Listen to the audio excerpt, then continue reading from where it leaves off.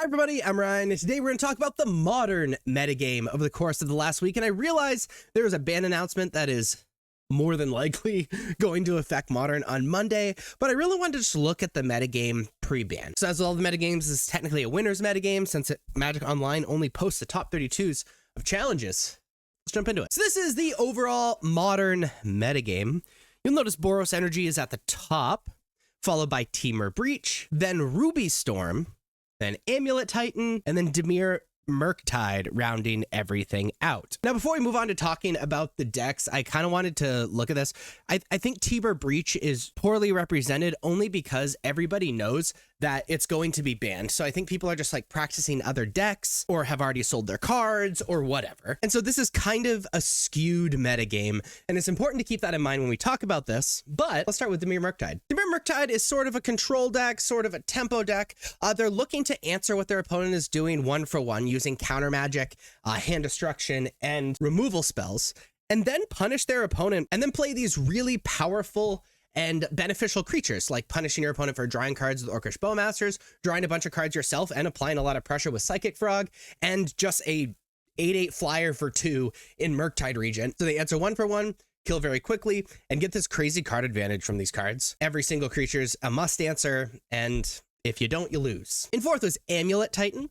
Amulet Titan is a combo deck that focuses on its lands, plays Amulet of Vigor and Spelunking so that lands untap when they enter the battlefield, which allows you to play the bounce lands that make 2 mana when you tap them. Even though they enter tap, they untap, and then you can tap them for mana before something returns to your hand. This allows you to use cards like a Boreal Grazer or Dryad of Elysian Grove or even Explore or whatever, play additional lands on the same turn, and even though stuff returns to our hand, we're able to play a Primeval Titan to grab even more lands. They enter tap, sure, but then they untap, and depending on what lands we want to grab, you know, you have insane utility, like grabbing a Boseiju and a bounce land and bouncing the Boseiju and then getting rid of something.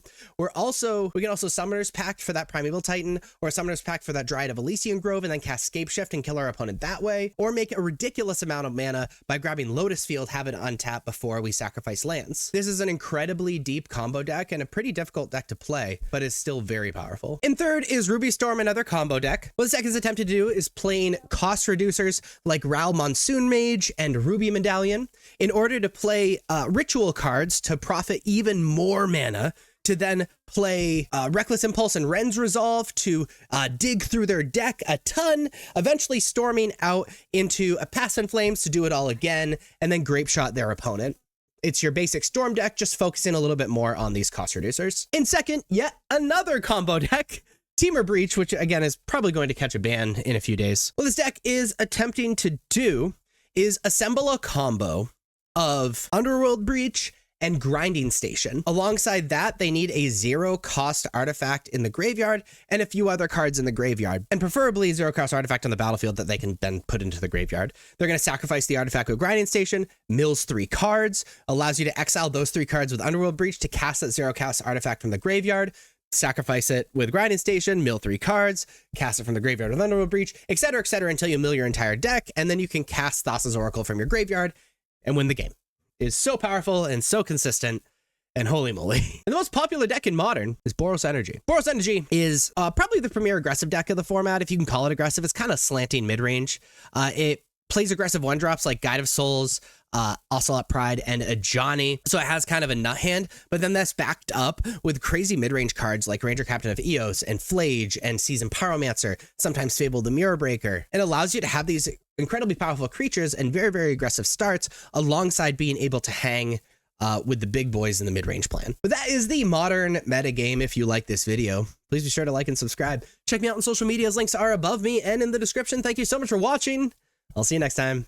Bye-bye.